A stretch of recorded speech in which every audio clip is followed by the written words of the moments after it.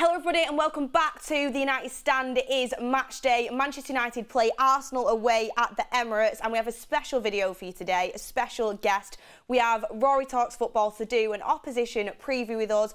Welcome Rory. We also have Faz here ready to grill Rory. Yes. He's already stated that he hates Arsenal fans. But Rory, thank you for joining us and welcome to the channel. Thank you for having me. Absolute legendary channel. Happy to be here. And yeah, pleasantries over. We'll get into it. Yeah, exactly. You've got everyone starting off nice, and then they're going to hate you in like I don't know, maybe 10 minutes. 10 minutes time they'll start to hate what you have to say. Because I've seen some of your views, and we're going to get into them. But Faz, yes, starting off, confident for the game? Yes, I am. It is a rivalry game. I will never shy away and never humble myself in front of a rival. I don't care who they have in their team. But my team is better. On a match day, the manager's job is to set the team up to go and win. And that's what we want to do. And just looking at last season, how we handled them, you know, we took points off them at home.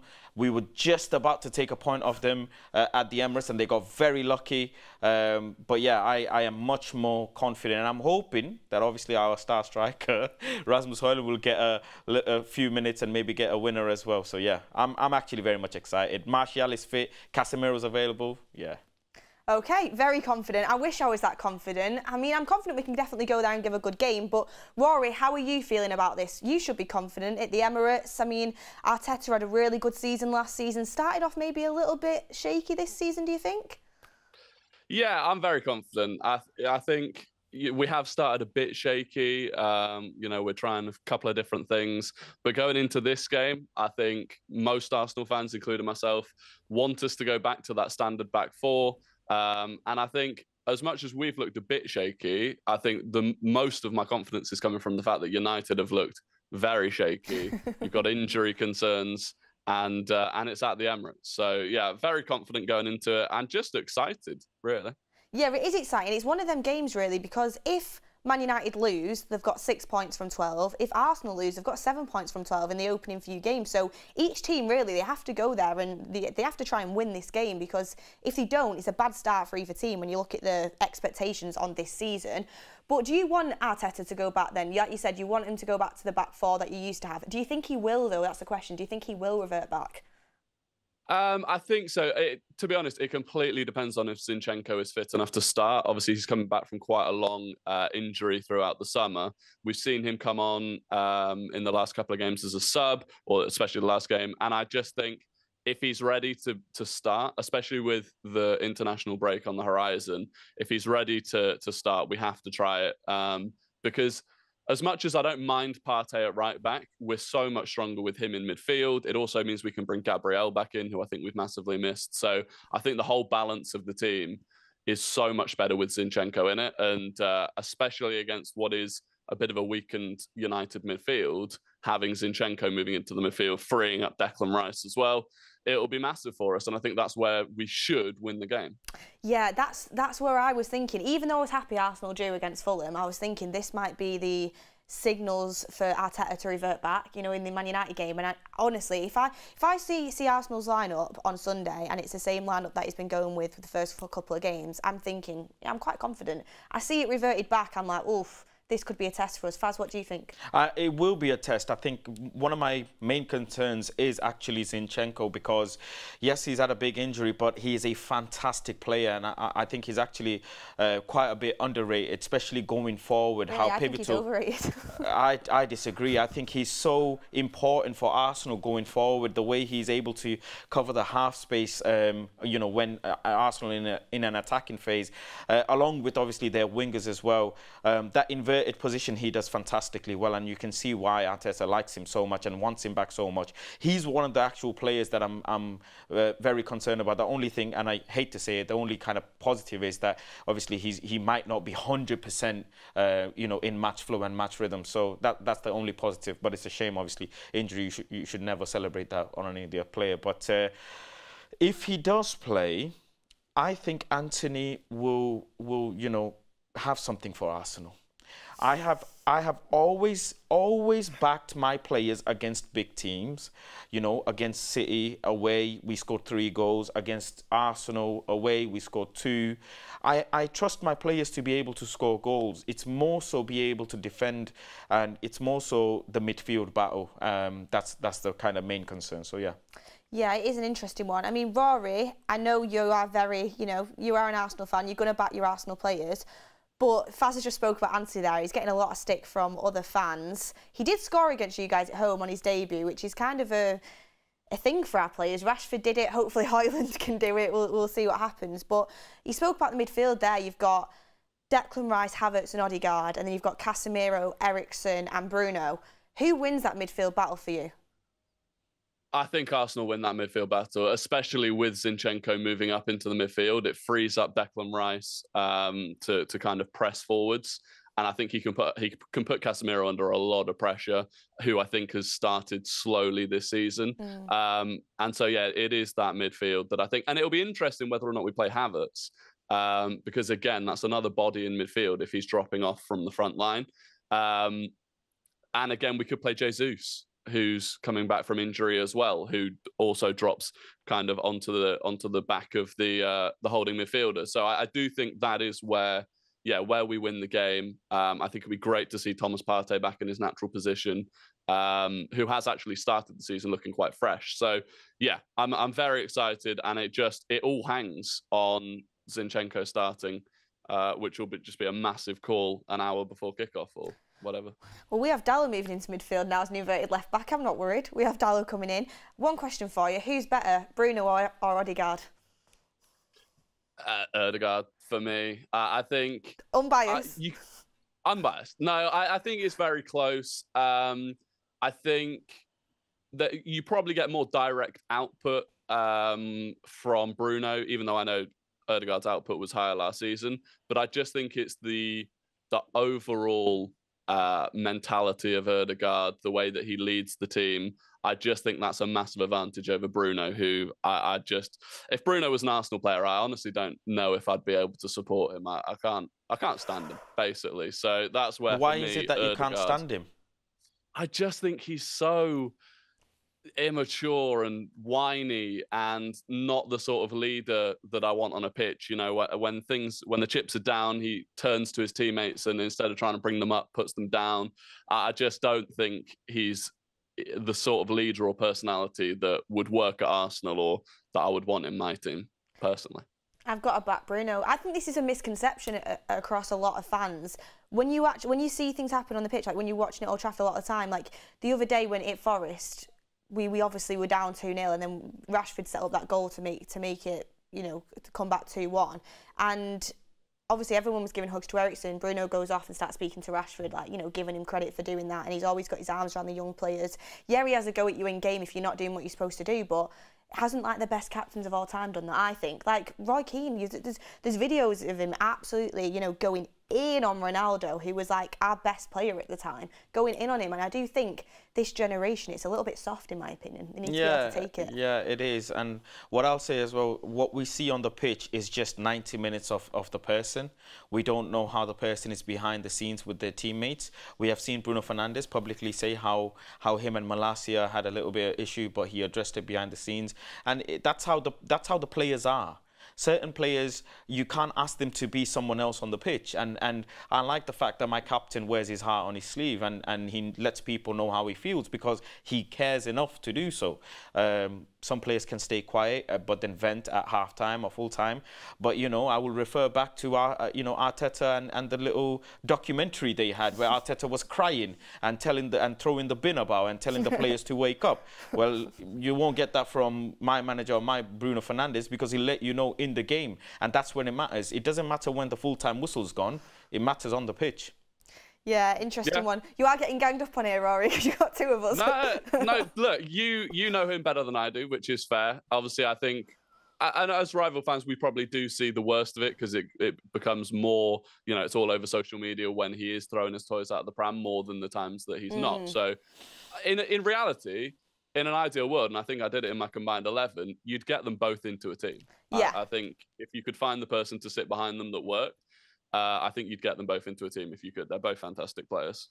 I agree. I think Odegaard is a brilliant player. I'd have to say I think it is close. It's a really close call. I'd probably just go with Bruno basis on consistently levels throughout the year, but I do think it is a closer call than what you think. I think in your combined 11 you did Rice, Odegaard and Bruno, I think. So you did put him in there. But one interesting take from your combined 11 that I want to bring up is you did put Ramsdale in goal, but you put Ramsdale in goal, that's fine. I personally would have gone with Onana, but Ramsdale was good last year. He did get keeper of the year, whether we agree with that or not. I don't think I would agree with it, but he did. But it's what you said about Onana. You said he's had a poor start to the season, Rory. Can you elaborate? He's made a lot of saves, right? So this is the immediate thing that the retort from United fans was he's made a lot of saves, and he has. But that's more of just an overall concern for United's defence that he's had to make that many saves. And not many of those saves, in my opinion, have been like outstanding saves. The majority of them have been saves that you'd expect. And I just think he's just looked a bit on edge, which is fine. He's in the Premier League for the first time ever. He's just come in. You wouldn't expect him to be at his absolute best. But the first game against Wolves, I thought he was very lucky not to give away a penalty, which would, of course, change the game. He got sat down by Awoniyi. I know it wasn't completely his fault, but I do think why he was basically on his line in that situation, I don't really know. So I just think there have been a few moments, and obviously Ramsdale had his own moment against Fulham as well. So I do take that into account. I just don't think you've seen the best of Onana yet, which is a good thing for you. I think the keeper that we saw in the Champions League final, if you can get that keeper consistently, then you've comfortably got one of the best keepers in the league. But I just don't think he's hit that level yet. I like that explanation. I have to agree with it. I don't think he's hit the level that we expect yet, but I do think he's been solid, Faz. I think Onana, his Rory's absolutely right that he's going to need time. You signed for such a big club coming into the Premier League, and you'll have a lot to prove as well. And don't forget, Andre Onana has a lot of pressure because the keeper he's just replaced has just won the Golden Glove. So it comes with that level of scrutiny. Yes, it does, whether you like it or not. But Aaron Ramsdale is with all due respect, I've met Aaron Ramsdale. He's a top man. But I'll tell him he's a gymnast. He's not a keeper. He's a gymnast because I do not understand what sometimes the actions he does, when a player is 1v1 with him or, when he's trying to make a save, it absolutely doesn't make sense. And let's not forget what Marcus Rashford did to Ramsdale as well, from how many yards out. So I would never in a million years pick Aaron Ramsdale over Andre Onana, because Arteta probably wouldn't if he was given the choice. No, I agree with that. I think Onana's definitely a better keeper, but I was shocked he got keeper of the year, to be honest, because I actually do think he was he wasn't the absolute reason, but I think he was a contributing factor as to why Arsenal ended up bottling the league at the end of it. Quite a few of his mistakes did kind of come down to that, but that's what happens when you're a keeper. You're completely in the limelight. But Rory, I want to get on to, what are United's threats for you? Do you go into this game, is there any players particularly that you worry about, that you think, oh, we need to kind of keep them quiet today? Only really Marcus Rashford, and only really if you play him off the left-hand side. I would love it if you start with Rashford down the middle. Off the left-hand side, I think he's a real threat. I think we have, at times this season, been exposed down that side as well. Most of the times that we've conceded big chances, it's been down that side. Obviously, that has been with Partey at right back. So again, hopefully we see Ben White back at right back. But that would be the big threat for me. I don't really see Antony as a threat. I know he scored in the game at Old Trafford, but he's not a serious threat in my opinion. Are you on the wavelength with a lot of other rival fans where you think he's not very good? It's not that I don't think he's very good. I just don't think. I don't know if he suits what you're trying to do.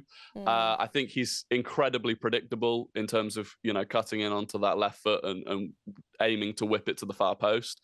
But I think there's a bigger general issue that United don't really have a striker that is a big goal threat. And whether you bring in Højlund, I don't know. Whether it's Martial, I just don't think you have a goal threat, which means Antony's kind of limited as to what he can do anyway. So, that whole dynamic, I don't think is much of a threat. And especially when we've got Saliba and Gabriel as the two centre-backs, I think that's covered. So yeah, Rashford, and we saw at home last game, Rashford was a big danger. I know Faz just blamed Ramsdale for that goal, but I just thought that was a sensational finish from Rashford in that game. So yeah, that's the major threat. Obviously, Bruno can be a threat, but I think if you've got Rice and Partey in the midfield, that should be fairly solid in terms of dealing with Bruno's output. So yeah, it is just Rashford that I'm not worried about, but would be the biggest concern. Yeah, I understand that. That's what every rival fan says. He does get a bit of stick sometimes in our fan base. He is quite divisive. I think Rashford on that left-hand side, exactly what you said, that is where he causes issues. And when he's on his game, he's on his game. And he can go to that next level that not many of the people in our team, going to be honest, can do. He can play at that top level and produce big moments. So I agree with that. And I'm assuming you think your threat to us is Saka against Dalot at left-back. I mean, yeah, that's the biggest threat. I think, assuming that you do play Dalot at left back, it's got to be the biggest threat. I mean, to be honest, I'd quite like it if you played Luke Shaw, because for whatever reason, Saka seems to have Luke Shaw on toast. I agree with that. But if it's Dalot, the good thing about that, again, if we play Ben White at right back, is something we've missed this season, is the overlapping runs from Ben White, because Partey doesn't do that. And again, if you've got Dalot trying to move Saka on inside, probably, because that's Dalot's stronger side, the right-hand side, you've got a great opportunity for Ben White to overlap on the other side. So I do think that's the biggest threat. I mean, I also think Martinelli against Wan-Bissaka is not a bad matchup. And then it really depends on who we play up top. And part of me wants to play Kai Havertz, just because if you're playing Martinez and Lindelof, there's not a lot of height in that back line at all. So we don't need height. We don't need Rory. We don't need height. Martinez outjumps many centre backs in the Premier League. His aerial abilities is unquestioned for, and we have Iceman next to him. I have full faith. If you said to me now, either Jesus or Havertz start up front, I'd say please start Havertz. I think Jesus is really good. Jesus is really good, but I don't fear any Arsenal forward as a goal threat, in all honesty. It's their wingers more than anything. He gave us a problem at Old Trafford when we did end up winning that game. He was good, Jesus, in that game. Yeah, but like I say, we have Lindelof, who's got a huge point to prove for his own career. That's true. Lindelof's been very good recently. Yeah. But true. I mean, the other thing is that Eddie Nketiah, arguably of all three of them, is the one that deserves to start the most. He's had a really good start to the season. So, and obviously scored the winner against you last season. So, yeah, we've got lots of options, which is always good.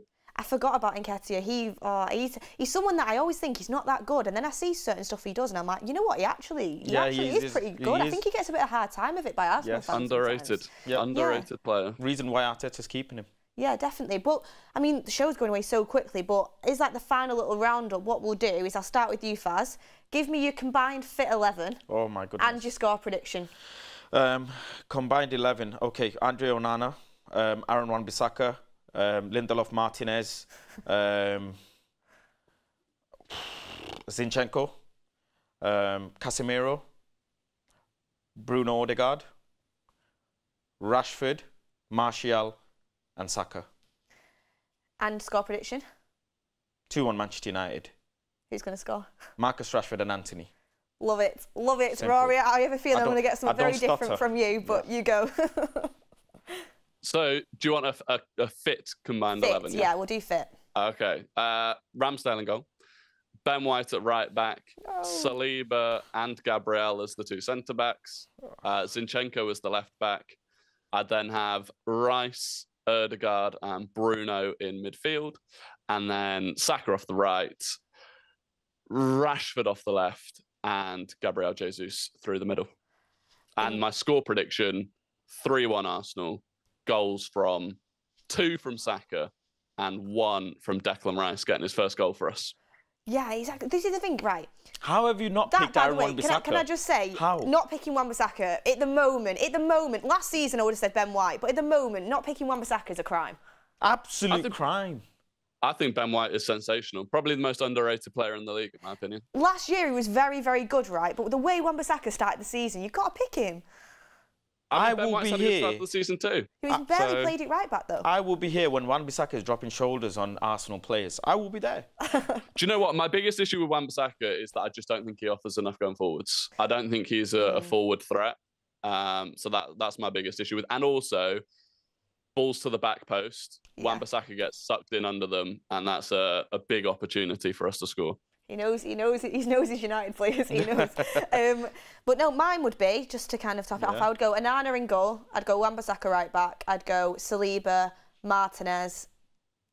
I don't like Zinchenko, but I'm going to have to go with him because there's no really other option. I'd be tempted to go Dalot, to be honest, but I'd go with Zinchenko. I'd go Casemiro, and to be honest with you, I do think Rice has started the season better, but I don't think you get much goal output from Rice, whereas you actually get goal output from Casemiro, so I'm going with Casemiro. Going Bruno, Odegaard, Rashford off the left, Jesus up front, and Saka off the right. And my score prediction is 2-1 United, goal from Saka, and then one from Rashford and Bruno. Let's have it. Let's have it. But Rory, thank you so much for joining us on the United Stand. And yeah, everyone, thank you so much for watching. It's really good to get an insight into what an opposition fan thinks, because you do lose the bias. Maybe Rory's slightly biased towards Arsenal, but that's the way it is. That's what we are with our own fans. But Rory, thank you for coming on, and we'll be there on Twitter. We'll be there on Twitter after the game. Or maybe we won't be. We'll have to wait and see. We will. Thank you for having me on. It's been a pleasure. Yeah, it's been great. And Faz as well. Thank you very much. Yes, it was very good, and it won't be very good for them. Any final words? Is that the final word? Yeah, that's the final word. It'll be good for us, and it's not going to be a good afternoon for them. Well, everyone, thank you for that. Countdown to kickoff begins. Make sure you get your score predictions down below and comment on everything that's been said here. Do you agree? Do you disagree? It'll be good to see what everyone thinks. But thank you, everyone. Make sure you hit a like on the video, and come on, United.